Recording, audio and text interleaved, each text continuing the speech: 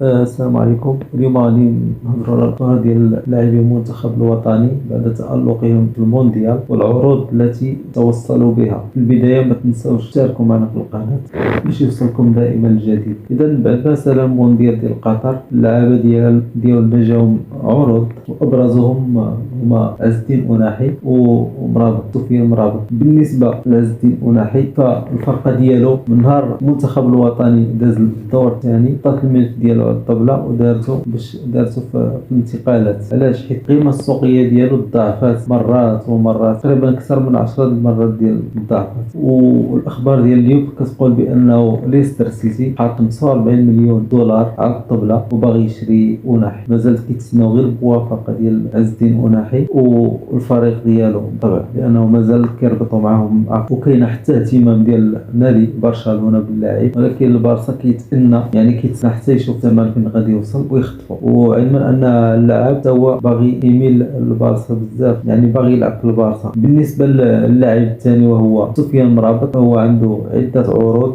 وابرزها هو العرض ديال ليفربول، وهو يعني كيميل بزاف لليفربول لانه كيعجبو اللعب ديال يورغن كلوب. وكما كيقولوا جاتو نصيحه من عند الاحمدي، يعني هو اللي قال له تلعب في ليفربول ليك، وكنتمناو ليه حظ سعيد لانه يستاهل شي فرقه كبيره من الفرق ديال ايطاليا. اما بالنسبه للمصيري حتى جاو عروض من الدوري الانجليزي وابرزوها من ويست هام يونايتد، يعني وباغيين يسينيو معاه في هاد الانتقالات الشتويه. اما بالنسبه لياسين بونو حتى هو كما كيقولوا جا عرض من بايرن ميونخ وعرض من ريال مدريد، ولكن العرض ديال ريال مدريد ما عرفتش يمكن واش غادي يحطوه في يعني يكون احتياطي ديال كورتوا يبقى يلعب غير كاس الملك ولا ما فهمتش. المهم كنتمناو ليه حظ سعيد. بالنسبه ليحيى عطيه الله حتى هو جاو جوج عروض من انديه فرنسيه، مازال ما عرفناش هاد جوج انديه فرنسيه، ولكن غدا ان شاء الله غادي يكون عندنا التصحيح. وبالنسبه لواحد اللاعب كان شحال هادي عيطوا عليه المنتخب كاس افريقيا اللي فات ورفض،